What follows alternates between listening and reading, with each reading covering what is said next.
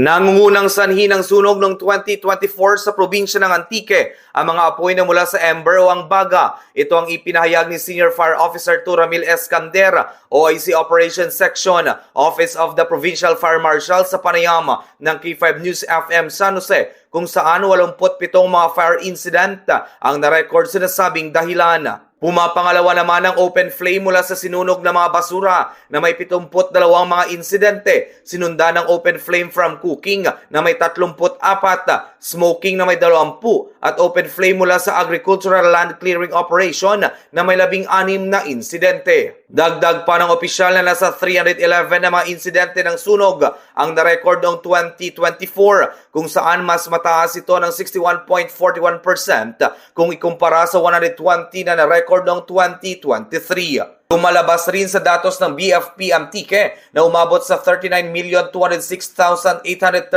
pesos ang iniwan na danyos ng sunog noong 2024. Mas mataas ito ng 74.73% sa 9,906,839 million pesos kung ikumpara noong 2023. Balita mula sa probinsya ng Antique, K5 Jojen Kabatingan Murillo para sa Kampiyon na Balita, Serbisyo Publiko at Kasiyahan sa Pilipinas, ang kampiyon na istasyon, K5 News FM.